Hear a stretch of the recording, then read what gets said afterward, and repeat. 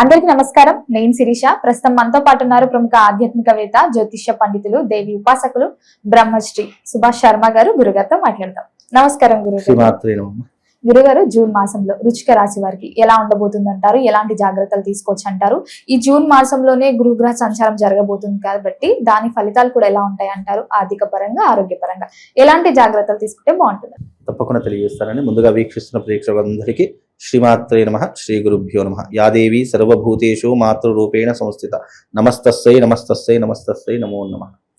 ముఖ్యంగా వృశ్చిక రాశి వారికి 9వ స్థానంలో గురు సంచారం జరగబోతుంది.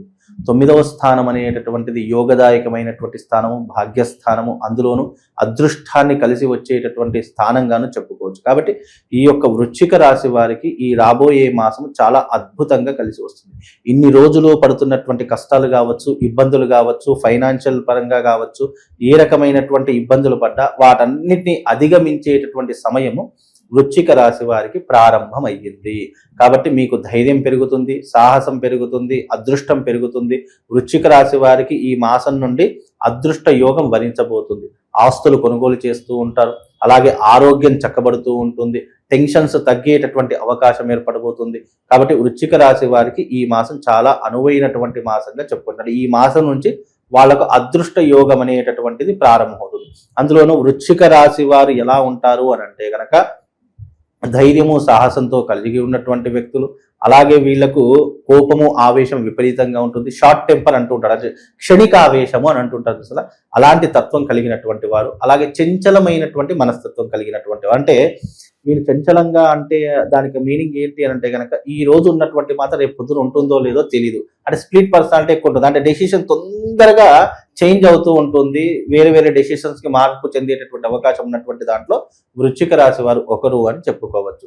అందులోనూ వీళ్ళకు కోపం, ఆవేశం వస్తే తట్టుకోవడం చాలా కష్టం. అంటే ఎదుటి వారు ఎంత వారైనా సరే చడామడా తిట్టేయడం కానీ, లేదు అని అంటే కనుక కోపానికి వెళ్ళి వాళ్ళని ఏదైనా దూషించడం కానీ, లేదా దెబ్బలాట పెట్టుకోవడం కానీ, ఇలా ఏదో ఒకటి సమస్య జరుగుతూనే ఉంటుంది. అందుకే వృశ్చిక రాశి వారు ఎంత శాంతంగా ఉంటే తన జీవిత కాలాన్ని అంత ముందుకు తీసుకుని వెళ్ళేటటువంటి అవకాశాలు వృశ్చిక రాశి వారికి చాలా ఎక్కువగా ఉంటూ ఉంటాయి.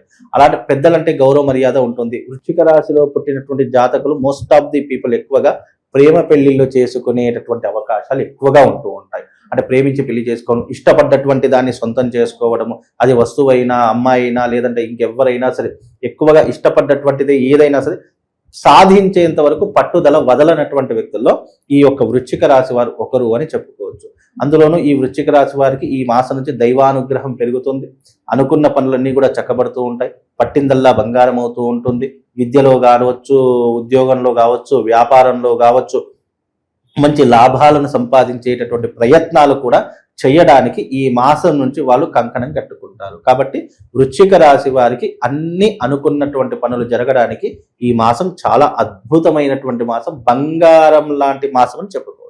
మరి ఉద్యోగ రంగంలో ఉన్న వారికి ఎలా ఉంటుంది అంటారు? ఉద్యోగం మారాలి అనే ఆలోచన ఉంటే ఈ మాసంలో కరెక్ట్ అంటారా? మారొచ్చు అని చెప్పొచ్చు. ఈ మాసంలో గనక ఉద్యోగ రంగంలో ఉన్నటువంటి వారు ఉన్నటువంటి ఉద్యోగంలో ఉండడమే చాలా మంచిది.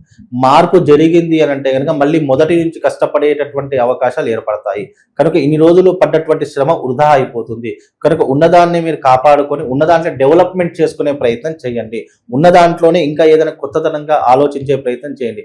ఇప్పుడు నేను ఒక కంపెనీలో ఒక 10 సంవత్సరాల నుంచి పనిచేస్తున్నాను. నాకు వేరే కంపెనీలో మంచి ఆఫర్ వచ్చింది అనుకుని నువ్వు ఎప్పుడైతే ఆశపడి వెళ్ళిపోతావో ఇక్కడ పడ్డ శ్రమంతా వృధా అయిపోయి అక్కడ మళ్ళీ జీరో నుంచి ప్రారంభం చేయడం నీకు స్టార్ట్ అవుతుంది. కనుక అలాంటి ప్రయత్నాలు చేసుకోకుండా ఉంటే బాగుంటుంది. కుటుంబ వాతావరణం కూడా ఎలా ఉంటుందంటారు? కుటుంబం పట్ల ఎలాంటి జాగ్రత్తలు తీసుకుంటే బాగుంటుంది అంటారు?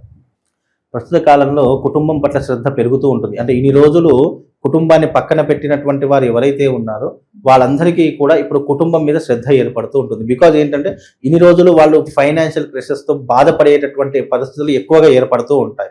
ఎందుకంటే గతంలో వాళ్ళకి అష్టమ స్థానంలో గురు సంచారం, ఇప్పుడు 9వ స్థానంలో గురు సంచారం జరుగుతుంది. కాబట్టి 9వ స్థానం భాగ్యస్థానంలో ఏర్పడుతుంది. అదృష్ట యోగాలు వీళ్ళకు వరించడంతో కుటుంబంతో ఇప్పుడు చాలా సంతోషంగా ఉంటారు. హ్యాపీగా ఉండడానికి ప్రయత్నమైనా చేస్తూ ఉంటారు. ఎందుకంటే ఎందుకంటే గతంలో వీళ్ళు కుటుంబంతో చాలా సతమతం అయిపోతూ ఉంటారు. లేదు అని అంటే గనక కొంచెం గ్యాప్ కూడా ఏర్పడేటటువంటి పరిస్థితులు ఏర్పడే ఉండొచ్చు. అలాంటి వారికి ఇది ఒక అదృష్ట యోగంగా చెప్పుకోవచ్చు. మళ్ళీ వారిద్దరు ఒకటయ్యేటటువంటి అవకాశం, మళ్ళీ ప్రేమ అనురాగాలు చిగురించేటటువంటి అవకాశము తప్పకుండా ఈ మాసంలో ఏర్పడుతుంది. కాబట్టి కుటుంబం పట్ల ఈ యొక్క రాశి వారికి శ్రద్ధ, ఏకాగ్రత పెరిగేటటువంటి సూచనలు అయితే తప్పకుండా కనిపిస్తాయి. మరి విద్యార్థులకు కూడా ఎలా ఉంటుందంటారండి ఈ మాసంలో? విద్యార్థులకు కూడా చాలా అద్భుతంగా ఉంటుంది. ఎందుకు అని అంటే కనుక వీళ్ళకు విద్య మీద ఆసక్తి పెరుగుతుంది, పట్టుదల పెరుగుతుంది, మంచి విద్య నేర్చుకోవాలి, మంచి స్థాయికి చేరుకోవాలి, కష్టపడాలి అనేటటువంటి ఆలోచన పెరుగుతుంది. ఎందుకంటే ఈ మాసంలో గురువు చేంజ్ అవుతున్నాడు కాబట్టి వీళ్ళకు ఆ ఆజ్ఞా చక్రంలో ఉన్నటువంటి విధానం యాక్టివేట్ అయ్యేటటువంటి మాసంగా కూడా చెప్పుకోవచ్చు. వీళ్ళకు ఇచ్ఛాశక్తి, జ్ఞానశక్తి, క్రియాశక్తి ఈ 3 శక్తులు అందించేటటువంటి అవకాశం ఈ జూన్ మాసంలో వృశ్చిక రాశి వారికి ప్రారంభం అవుతుంది. మీరు ధైర్యంతో ఏ పనికైనా వెళ్ళండి, ధైర్యంతో సాహసంతో ఏ పనైనా చేయండి, తప్పకుండా దాన్ని సాధించేటటువంటి క్యాపబిలిటీ మీరు అందుకోగలుగుతారు. అలాగే నేచర్ కూడా మీకు సపోర్ట్ చేస్తుంది. ఎందుకంటే ప్రకృతి మనకి ఏదైనా సపోర్ట్ చేస్తుంది అని ఒకసారి ప్రారంభమైందంటే ఏదైనా సాధించేటటువంటి అవకాశం మనకి ఏర్పడుతుంది. ఎందుకంటే బికాజ్ ప్రకృతి అంటే భగవంతుడు ఏ రూపకంగా వస్తాడు అని అంటే గనక ప్రకృతి రూపకంగానే మనకు సహాయపడతాడు, ప్రకృతి రూపకంగానే మనకి అన్ని సహాయ సహకారాలు అందిస్తారు. కాబట్టి నేచర్ గనక మనిషికి సపోర్ట్ చేయడం ప్రారంభం అయ్యింది అంటే మనిషి సాధించలేదంటూ ఏదీ లేదు. అలాంటి అవకాశము వృశ్చిక రాశి వారికి ఏర్పడింది కనుక వృశ్చిక రాశి వారికి చాలా అద్భుతమైనటువంటి యోగం అని చెప్పుకోవచ్చు. మరి గురుగారు ఈ మాసంలో ఎవరైనా పెట్టుబడులు పెట్టాలన్నా, కొత్తగా వ్యాపారం స్టార్ట్ చేద్దాం అనుకునేవారు చేయొచ్చు అంటారా ఈ మాసంలో? తప్పకుండా చేయొచ్చు. ఈ మాసంలో వీళ్ళకు భాగ్యంలో గురువు అడుగు పెడుతున్నాడు కాబట్టి అదృష్ట యోగము, అలాగే వీళ్ళకు రాబోయేటటువంటి యోగాలు కూడా అదే రకంగా వస్తాయి. అంటే వీళ్ళ దగ్గరికి అదృష్టం నడుచుకుంటూ వస్తుంది. దాన్ని సరిగ్గా యూటిలైజ్ చేసుకోవాలి. కొంతమంది ఉంటారు అదృష్టం వచ్చినా కాలదన్నుకునే వాళ్ళు కొంతమంది ఉంటూ ఉంటారు. ఎందుకంటే దానికి ఈగో ప్రాబ్లం కావచ్చు, అహంకారం కావచ్చు. ఒక మనిషి నాశనం అవుతున్నాడు అంటే దానికి కారణాలు 2 ఉంటాయి. ఒకటి ఈగో, 2 అహంకారం.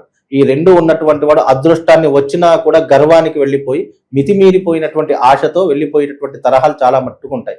కాబట్టి ఇప్పుడు వీళ్ళకి అదృష్ట యోగం, ఏది అదృష్టము ఏది దురదృష్టము అని సరిగ్గా మీరు యూటిలైజ్ చేసుకుంటే, ఏదైతే మీరు సరిగ్గా పట్టుకుంటే అది మీకు రెట్టింపు అయ్యే అవకాశం ఉంటుంది. మీరు అదృష్టాన్ని పట్టుకుంటే రెట్టింపు అవుతుంది, అదే దురదృష్టాన్ని దారిద్ర్యాన్ని పట్టుకుంటే అది కూడా రెట్టింపు అవుతుంది. కాబట్టి మీరు అదృష్టాన్ని పట్టుకునే ప్రయత్నం చేయండి. మీకు తెలియకపోతే తెలిసిన 10 మంది సలహాలు తీసుకోండి, లేదా మీకంటే పెద్దవాళ్ళు పైవాళ్ళు ఉంటారు, వాళ్ళ సలహాలు సూచనలు పాటిస్తే గనక వీళ్ళ జీవితం చాలా హ్యాపీగా గడిచిపోతుందమ్మా. మరి గురుగారు ఈ మాసంలో వీరికి ఆర్థిక పరంగా ఎలా ఉంటుందంటారు? ముఖ్యంగా ఆర్థిక పరంగా గనక చూసుకున్నట్టయితే చాలా అద్భుతమైనటువంటి అవకాశాలు ఉంటూ ఉంటాయి. పెట్టిన పెట్టుబడులకు మంచి రాబడి వచ్చేటటువంటి అవకాశం వస్తుంది. ముఖ్యంగా వీళ్ళు ఏదైనా పెట్టుబడి పెట్టాలంటే స్టాక్ మార్కెట్ కావచ్చు, గోల్డ్ ఫైనాన్స్ కావచ్చు, లేదు అంటే భూముల మీద పెట్టుబడులు పెడితే రాబోయే రియల్ ఎస్టేట్ రాబోయేటటువంటి రోజుల్లో అది వాళ్ళకు మంచి ఒక ఆస్తి పరంగా మిగిలిపోయేటటువంటి అవకాశాలు ఉంటాయి. కాబట్టి ఇలాంటి తరహా మీద మీరు పెట్టుబడులు పెట్టండి, తప్పకుండా మంచి లాభాలు సాధిస్తారు. మరి ఓవరాల్ గా చూసుకుంటే ఈ మాసంలో ప్రథమార్థం బాగుంటుందంటారా, అమావాస్య తర్వాత బాగుంటుంది? వీళ్ళకు ద్వితీయార్థమే అమావాస్య తర్వాత బాగుండేటటువంటి అవకాశం ఏర్పడుతూ ఉంటుంది. కనుక వీళ్ళు ఏదైనా సాధించాలంటే ఆఫ్టర్ అమావాస్య తర్వాత వీళ్ళ జీవితంలో మంచి లాభాలు, మంచి జీవితాన్ని గడిపేటటువంటి అవకాశం ఏర్పడుతుంది. మరి ఈ మాసంలో ఏ దైవ నామస్మరణ చేస్తే బాగుంటుంది అంటారు? ముఖ్యంగా ఈ రాశి వారు శివనామస్మరణ చేసుకోవడం, శివారాధన చేసుకోవడం, ముఖ్యంగా సోమవారం ఉపవాసం ఉండడము, లేదా సోమవారము స్వామివారికి రుద్రాభిషేకాలు చేసుకోవడం. ఈ మాసంలో 4 సోమవారాలు వస్తాయి. ఈ 4 సోమవారాలు మీరు డైలీ చేయాల్సిన పని లేదు. డైలీ మనసులో నామస్మరణ చేసుకున్న, సోమవారం శివాలయాలకు వెళ్ళి అక్కడ రుద్రాభిషేకం చేసుకున్న వీళ్ళ జీవితంలో ఉన్నటువంటి ఒడిదొడుకులు తగ్గిపోయేటటువంటి అవకాశం ఉంటుంది. దీని ద్వారా శత్రుత్వం తగ్గిపోతుంది, నెగిటివ్ ఎనర్జీ తగ్గిపోతుంది. నువ్వు చేయవలసినటువంటి పనిలో నీకు శివానుగ్రహం తప్పకుండా లభిస్తుంది. కాబట్టి శివారాధన చేసుకోండి, శివ నామస్మరణ చేసుకోండి. ముఖ్యంగా శివుడికి సంబంధించినటువంటి ఒక మంత్రం చెప్తాను, ఆ మంత్రాన్ని చదువుకునేటటువంటి ప్రయత్నం చేయండి. ఓం మృత్యుంజయాయ రుద్రాయ నీలకంఠాయ శంభవే అమృతేశాయ శర్వాయ మహాదేవాయతే నమః అనేటటువంటి మంత్రాన్ని ప్రతిరోజు పఠించేటటువంటి ప్రయత్నం చేయండి. తప్పకుండా శివుడి యొక్క అనుగ్రహం కలుగుతుంది. శివుడి యొక్క అనుగ్రహం కలిగితే వాళ్ళకి తిరుగుండదు. గురుగారు మొత్తం జూన్ మాసంలో వృశ్చిక రాశి వారికి ఎలా ఉంది, ఎలాంటి జాగ్రత్తలు తీసుకోవాలో తెలియజేసినందుకు ధన్యవాదాలు.